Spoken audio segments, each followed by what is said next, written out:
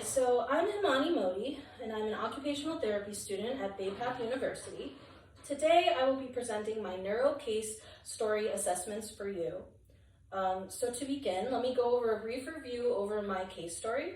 So my client is Miss K, a 45-year-old woman with relapsing, remitting multiple sclerosis. She was diagnosed with this condition 5 years ago and reports severe fatigue, lower extremity weakness, stiffness in all extremities, decreased dexterity, an increasement in falls, and decreased visual acuity. So when looking at multiple sclerosis, the main signs and symptoms include a diminished loss of vision, which is called optic neuritis, sensory changes, balance impairment, weakness, fatigue, pain, impaired cognition, muscle spasms, tremors, spasticity, depression, and ataxia. So when we're looking at multiple sclerosis, there are some expected performance deficits, which include a decrease in activity tolerance, impaired motor skills, including balance and coordination, impaired visual acuity, impaired executive functions, and also impaired memory and attention. So the first assessment that I will be doing today is a timed 25-foot walk. So the main rationale for this assessment is that gait speed is a great indicator of walking ability. Through this assessment, the administrator can assess for disability and observe any balance or coordination issues that the patient is having. The therapist can gauge the level of assistance that the client will need with ambulating as well. And additionally, they can also think of ideas on what ambulatory devices would be helpful if the client needs that. In addition, this assessment is free. It only takes about 3 to 5 minutes to complete and doesn't require any certification. The materials that you would need are a stopwatch, a clipboard, the 25-foot record form, a marked 25-foot distance in an unobstructed hallway, and an assistive device if needed. So for today, I will have someone demonstrate the assessment for us. Yep, this is my mom. So there is a water bottle over there that I have marked, and I've already measured this distance, and it's 25 feet. So she will be starting at the water bottle. Sure. Mm-hmm.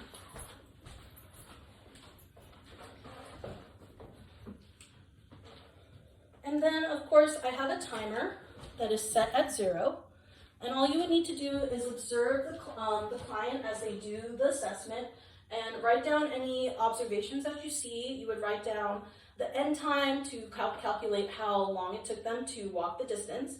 And additionally, if they had any assistive devices, you would allow them to use it.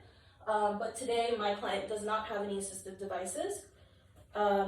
You want to make sure that they have instructions before doing the assessment and take any notice of loss of balance during it.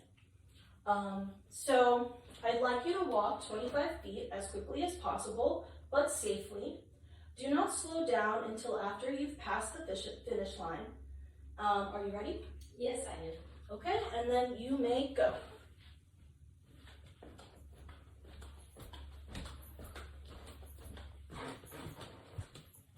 All right, thank you so much. And this is the time that you would put down on the sheet. Okay, and now I'll be taking you to another area to do our other assessment.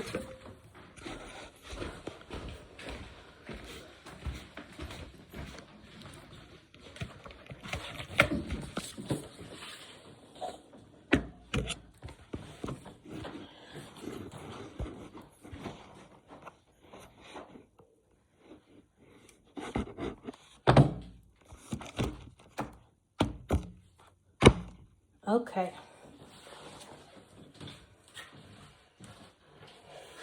So, up next for our non-standardized assessment. So I will be doing a skilled observation of performance of my client today as my non-standardized assessment.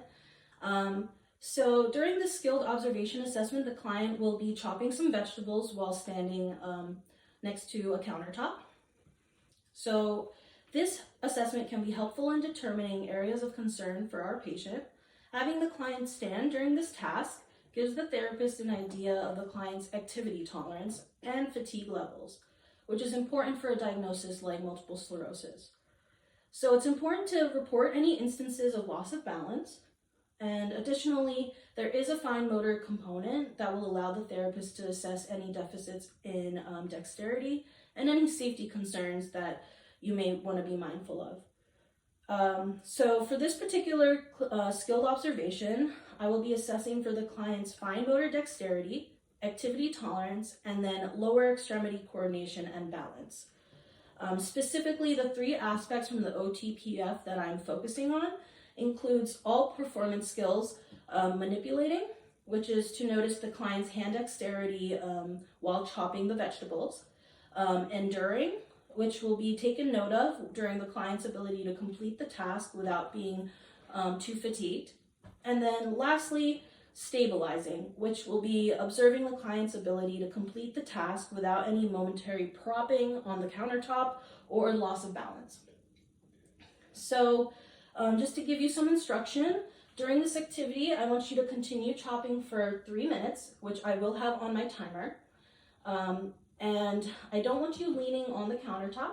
Sure. I want you to try and focus on your balance and coordination. Mm-hmm. And if you have any moments of fatigue where you need to sit down, please let me know, as I have a chair right here so that you can take a seat if needed. Sure. And then we can resume if we can. Got it. So the equipment that you would need includes chopping boards, you would need a countertop, you would need a chair just for safety. You would also need a knife, some vegetables, and then a timer. So I'll put this down right here. And I'm putting the timer to 0. Are you ready? Yes, I am. Okay, so we're gonna stop at 3 minutes, okay? Sure. Ready? You can go.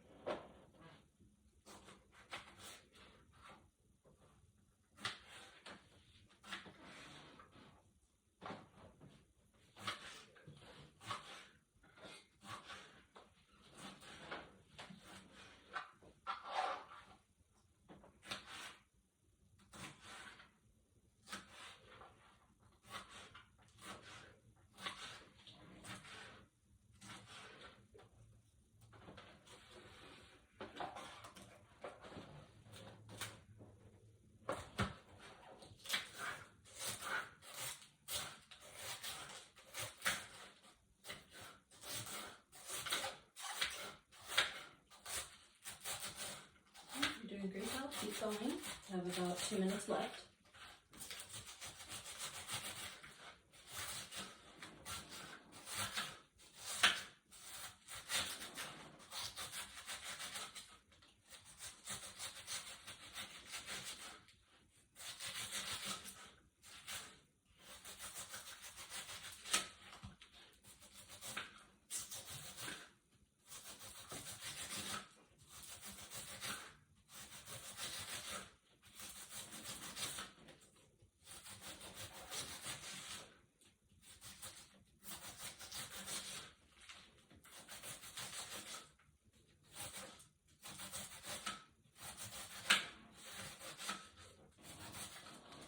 All right, and all done.